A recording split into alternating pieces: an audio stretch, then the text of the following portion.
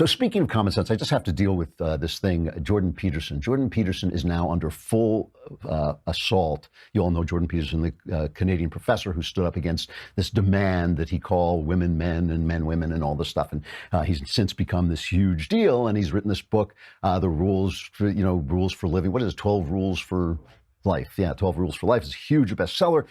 And the left is going insane. The New York Times ran a piece about him where what they did, Jordan thinks in Jungian archetypes. So he talks about the meaning, symbols of things. And he talks about how men in a lot of literature represent order and women represent chaos in primitive things. So the New York Times runs a piece and says, in Mr. Peterson's world, order is masculine, chaos is feminine. And if an overdose of femininity is our new poison, Mr. Peterson knows the cure. He's, it's just a hit piece. It's a hit piece by taking him out of context and taking it personally. David French has a good piece about this in National Review, where French says they're doing this because he's addressing people in the left's terms. He said, French says, if you wanted somebody to tell men to man up and to be responsible and to work hard and focus and create order, any religious person, any Christian person will tell you to do that. But he's not speaking in Christian terms. He's speaking in intellectual terms. He has co-opted their language. So I just want you to listen. When you talk about common sense or any kind of sense, any logic, listen to this debate.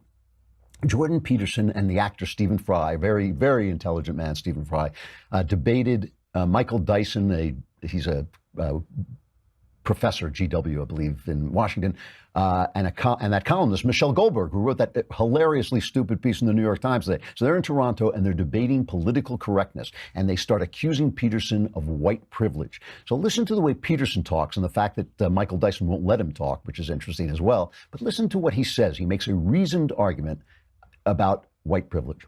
Let's assume for a moment that I've benefited from my white privilege. Okay, so let's assume that. That's fine. That's what you would say. So, so let's say, here, let's get precise about this, okay? Was that very individual of you? Let's get precise about this, okay? Let's get precise. To what degree is my present level of attainment or achievement a consequence of my white privilege? And I don't mean sort of.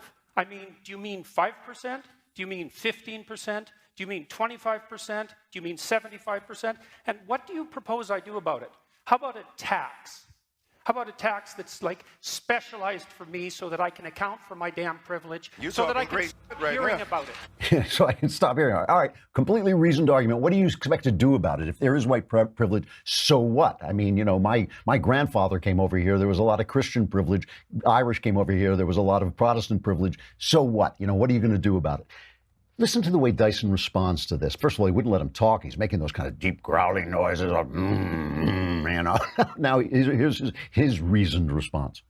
But that is to be complicit in the very problem itself, terminologically. You're beginning at a point that's already productive and controversial. You're saying, how can he get his equality back? Who are you talking about? Jordan Peterson, trending #1 on Twitter? Jordan Peterson, with an international bestseller? I want him to tweet something out about me in my book. Jordan Peterson, right? This is what I'm saying to you. Why the rage, bruh? You're doing well, but you're a mean, mad white man. A mean, mad white man. It's kind of using black privilege, right? Because what if Jordan Peterson had said to him, you're a mean, mad black man? He wouldn't have gotten away with it because Dyson has black privilege. All I'm saying there, though, is listen to the way one side is using reason and argument and the other is just slinging insults. I mean, it's not just abandoning common sense, it's abandoning reason altogether.